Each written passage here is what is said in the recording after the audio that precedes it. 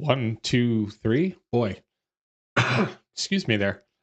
First of all, welcome to the channel and thank you for stopping by. When time permits. Oh, we don't do that anymore. Never mind. Okay, it is a holiday weekend. It is Sunday night. I am tired of editing. I am tired of watching YouTube videos. And I thought it's a great time to get back to doing just a few of our comments. I absolutely positively appreciate every last comment that is left. So let's take a look at some of them. I made a post today which shows how much Georgia clay I collected on my bike. Motor Ramblings Patrick was with me, and his comment is he's still got a ton left on his bike. Yes, you do. In fact, until Patrick's bike was cleaned off by his friend Alternate Dave, everywhere under his crash bars was just packed full solid. It was just crazy. Today's video was actually my ride with Patrick and our buddy Dave, one of the many Daves. I think I've counted now that I'm up to 8 Daves that I ride motorcycles with. I joked to Patrick that I believe that when you go to apply for a driver's license and your name is Dave, they just throw the motorcycle endorsement on there, assuming you'll need it. And what we have here on that video is, again, Patrick stopping in. Hey, Patrick, the only comment on the video is you're in or things you've done? No, that's not true. Okay, this is something interesting here. The AI. Recently, Google has started adding the option for us to just click an AI generated comment. And I have yet to see one that's even remotely decent.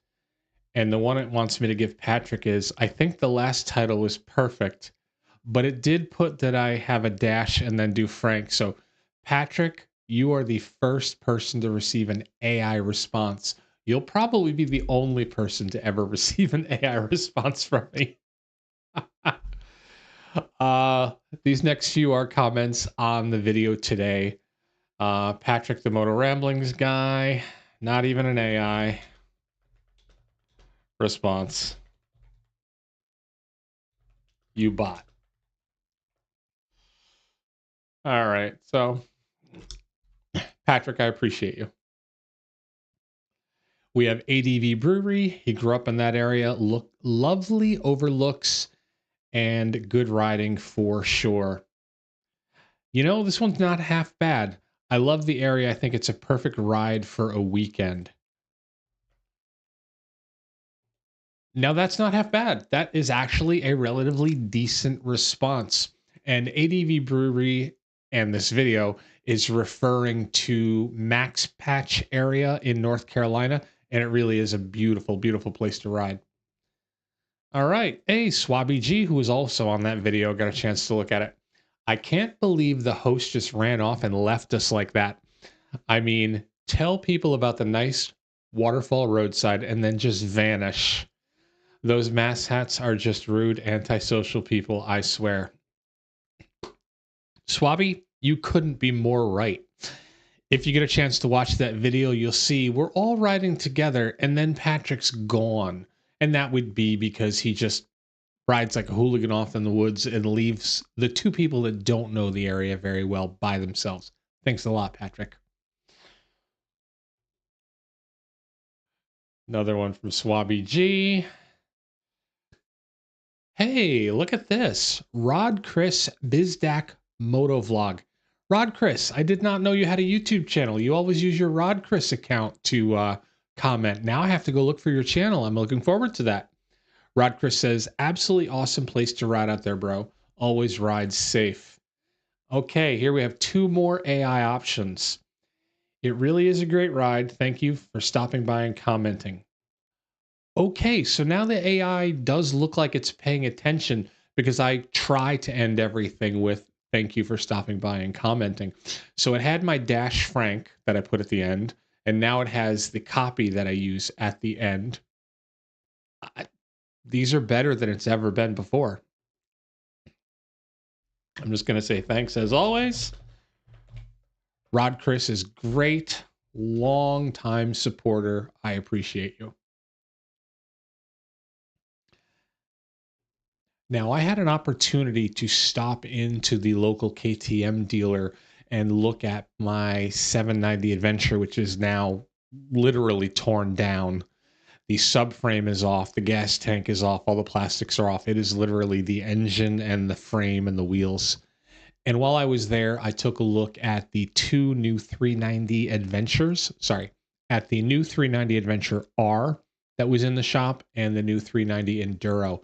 And I have posted pictures of both of those on the channel. And this is a comment referring to that. So, Trail Rider 1980, after the KTM buyback, no thanks. You buy a KTM and resale value is pretty bad, long term reliability spotty, and now it's an Indian company. It is tempting because in theory they should be great bikes, but the issue is the execution.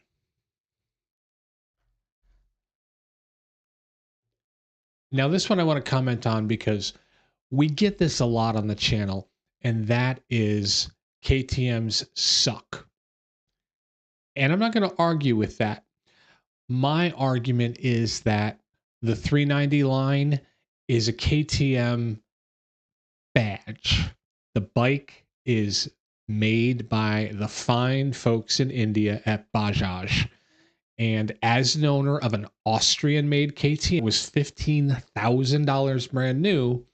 And the owner of a Bajaj Indian made KTM that was $6,500 brand new, I can tell you, only one of them is in the shop all of the time. Right now, I have almost 30,000 miles on my Bajaj KTM 390 and 16,000 miles on my Austrian KTM 790. The 790 just recently passed 13 weeks of shop time during its life. My 390 has never been to a shop. That bike, the biggest problem it had was when I hit a rock and cracked the engine case slightly. Definitely not a mechanical failure, definitely a user failure. So if you are looking at one of the new 390s, or if you're looking at the classic 390, I wouldn't look at them as KTMs. I'd look at them as small, relatively inexpensive, well-made bikes that just happen to have orange all over them. They don't have the problem, in my experience, that my KTM does or my friends' KTMs do. And I'm actually a moderator on a 45,000 member 390 Facebook group. I've never seen anybody complain about a serious problem, at least not more than very isolated instances. There are some people that really don't like the throttle. There are some people who have had stalling issues. That used to be a problem. Mine didn't. But nothing that says my bike's got to go to the shop. So 390 KTM, that's the good KTM. Couple of people replied to him. Metals Madman or Adam. This format will live on at least. It's proven and tested. We'll have to wait for the 690 Adventure. A lot of people are expecting a 690 Adventure and they'll really like it. Okay, another comment on that post. CRT Ventures, except for the weight and no fuel gauge. That is because I referred to this as a more modern DRZ 400, and this one has a fuel gauge. I don't think the DRZ does. The DRZ does have quite a weight advantage. I think it's 30 pounds, maybe 35 pounds lighter, and that's not insignificant for a dual sport. It really isn't. Kyle Bradshaw, absolute huge supporter of the channel. Great guy. Go to manybikes.biz if you need tires. Kyle is literally the internet's tire guy. It looks like a nice machine, and 9,000. That's less than the Suzuki.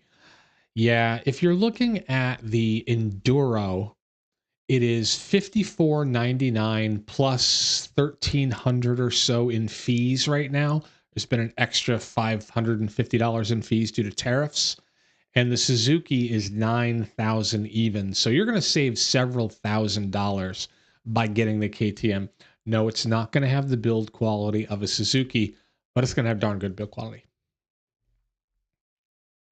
I'm just going to go, thanks, Kyle. He knows I appreciate his support.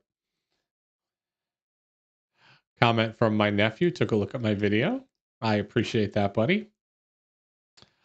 This is a really old video. Back in the day, I mean like 21, right after the bike came out, I was, like many people, looking for a way to cut down on the vibration for the bike. And so I made one of my worst purchases ever, which was the X-Trig bar clamps, which had these little polymer pieces to absorb vibration.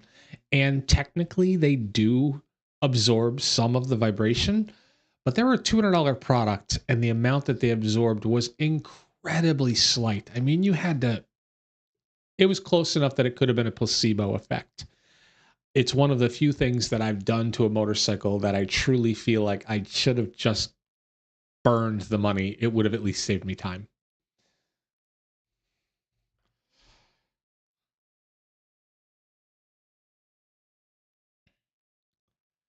Now we've got a couple of videos on my South Dakota trip, the BDRX, from Rob, Parallel Camper. Fun ride, Frank. Thanks for the video. Rob, supporter of the channel. Can't say it enough. We truly appreciate you.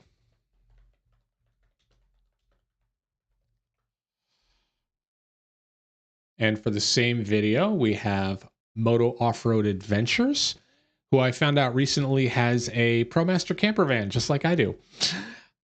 So from Moto Off-Road Adventures. Yep, I prefer the off-road adventures for sure. I don't trust traffic. Actually, I've never ridden a road bike before. The first time I touched a motorcycle was when I bought my Himalayan to get crazy off-road. He hopes to ride the South Dakota BDR soon-ish. Well, I can tell you right now, you'll absolutely love it. Your bike is going to do great on it, and it is beautiful. You travel many places on your van, and just pop that bike on that BDR, you'll love it. And it's also a really great area for van lifing too. Comment on one of the shorts from Verbal Widget. Dave says, I do the same thing. It's annoying. If I lower the kickstand in gear, it will kill the motor and save the rider settings. Makes me appreciate the old KLR, just gas and go. That's a comment, I think, to my settings, which turn off every time I stop the bike. And what I found when I was in South Dakota was you're stopping to take the pictures so often because everything is so beautiful, at least I find it so, that every time I turn off the bike, then I have to do the 30-second get back to turn things off. Very annoying. We'll just give a little hello, Dave. Dave knows that I appreciate his support. Two more on the BDRX section 1. Into ADV says, awesome video, Frank. Stay upright, my friend. I appreciate that. Patrick recently told me that Into ADV is in Australia, and I've subbed to his channel to take a look. Next one on that video is personally preferring off-road. It surprises me that it just doesn't interest some. Nice tracks. Yeah, I don't understand folks that don't want to ride off-road, except for the fact that it's expensive and dangerous. I could see that possibly being a problem. There we go. All right, we have another one here. Oh, my conversations. When I am on someone else's live, I ask them if I can steal the footage, and then I edit it down and I put it under my conversations tag so that people who perhaps don't know what other channels I occasionally go on will see those conversations and hopefully go to those channels. The instance of this one was talking to Patrick over on his Motor Ramblings channel. Frank was late to the date. Yes, that was a live where I showed up like 10 minutes late because I thought it was an hour later. And then when I noticed that Patrick was actually live, I'm like, oh man, I'm supposed to be on that with him. I was indeed.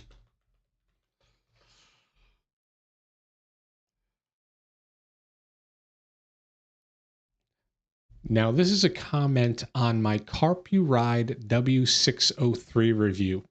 I absolutely love this device.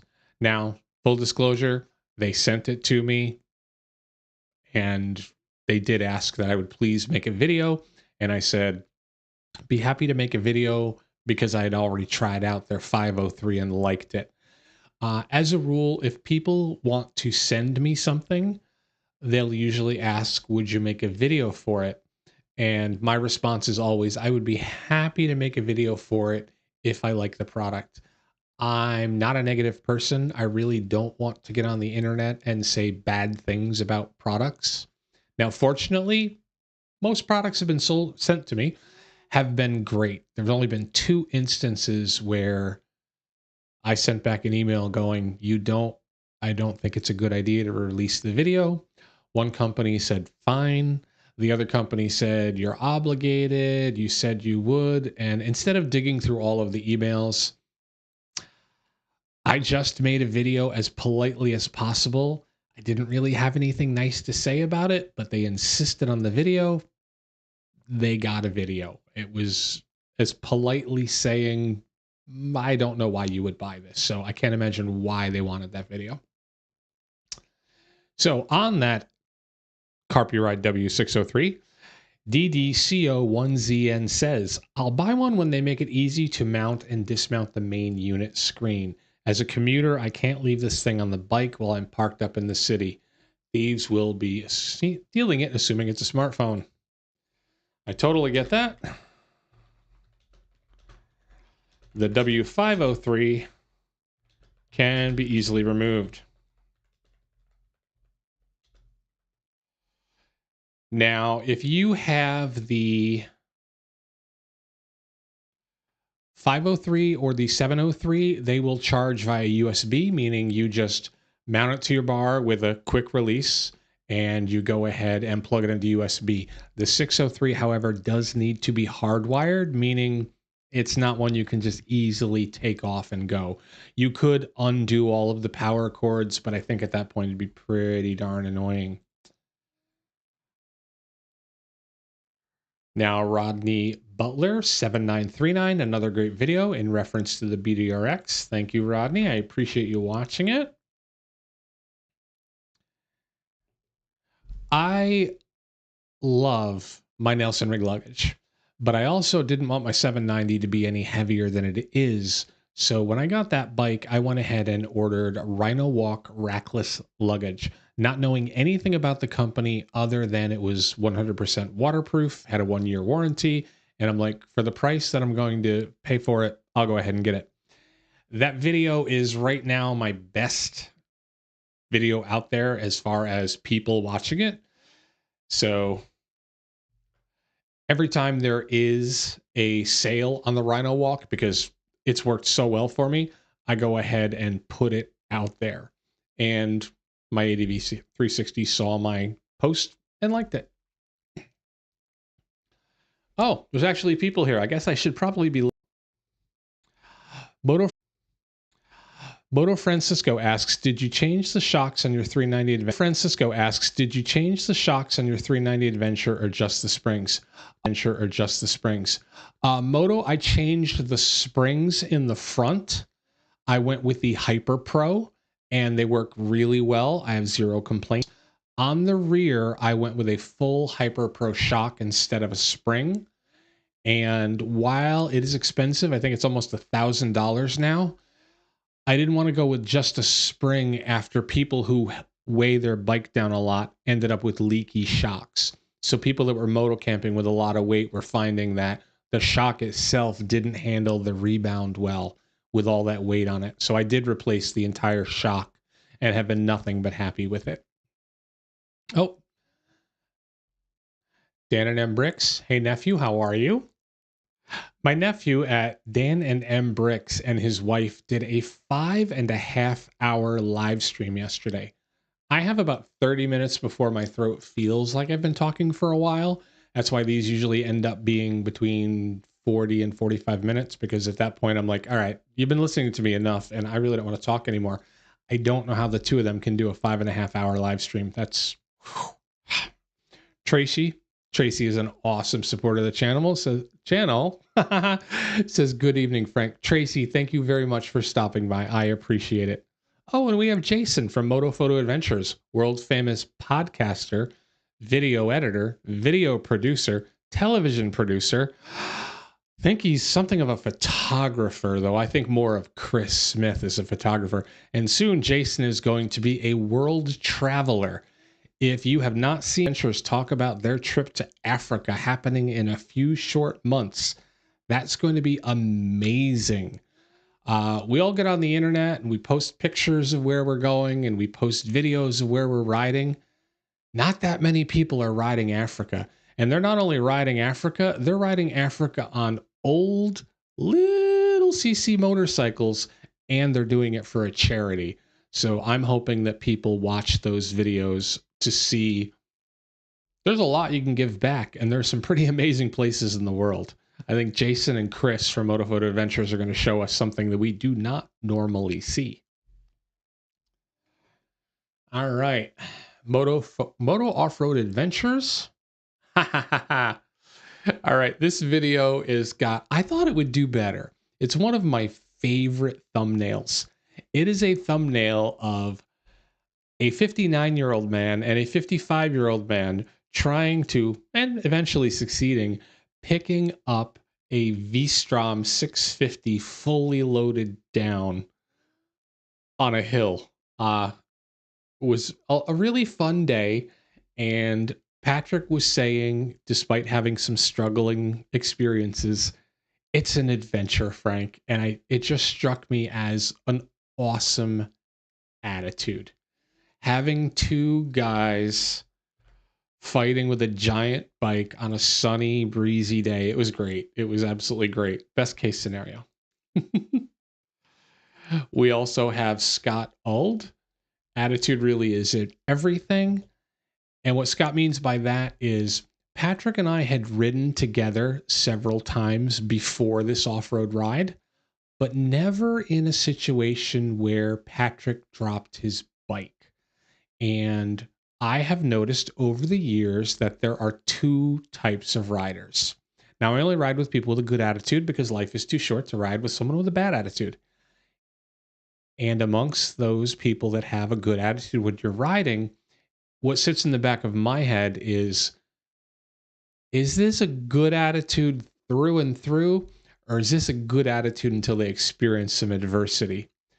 So this was the first time that Patrick dropped his bike, and I was very happy, very pleased, because we were in the middle of nowhere, to find out that Patrick of Motor Ramblings has a great attitude, even in the face of adversity.